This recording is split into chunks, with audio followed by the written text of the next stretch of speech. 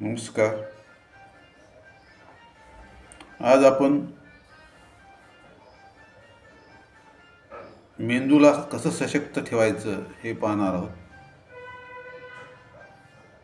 आहार घेऊन कोणता आहार घ्यावा. आजकाल आपण पौष्टिक आहार घ्यायचं सोडून दिलेलं आहे. पिझ्झा वगैरे जोरात चालू आहे. तर आपण कोणता आहार घ्यायचं ते पाहू. घरात पौष्टिक पदार्थ असतात, पण काही मुलं ते खात नाहीत. पिझ्झा, पास्ता, बर्गर असे पदार्थ खाणं, पाण्याऐवजी कोल्ड्रिंक पिणं असे पदार्थ खात पीत राहिल्यामुळं जेवायला वेळेला भूक नसते. जेव्हा जेवायची वेळ असते त्यावेळेस भूक नसते. पोटात रिकामे उष्मांक भरलेले असतात. चौरस आहार घेतला नसल्यास, आहारात लोहाचं प्रमाण व्यवस्थित नसेल तर स्मरणशक्तीवर परिणाम होतो. गहू, तांदूळ यातून मिळणारी कार्बोदक, डाळी, कडधान्यातून मिळणारी प्रथिनं, भाज्या, फळं यातून मिळणाऱ्या जीवनसत्वांना नकार दिल्यास ग्लुकोज तयार होत नाही. अशा परिस्थितीत मेंदू आपलं काम करणार कसं?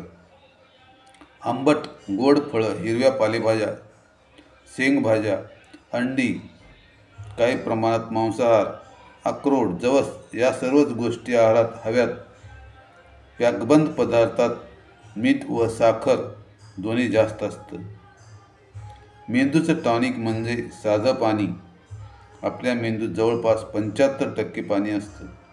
काम केले, पुस्तक वाचले तरी पाण्याची पातळी कमी होते. ही पातळी कायम राखणं महत्त्वाचं असतं.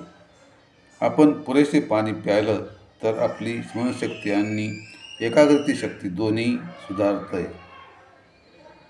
मुलांसाठी शहाळ्याचे पाणी, फळांचे रस हे चांगले, पण कार्बनयुक्त सॉफ्ट ड्रिंकची शरीराला अजिबात गरज नसते. उलट त्याने अपाय होतो. मुलांची परीक्षा चांगली जावी असं वाटत असेल तर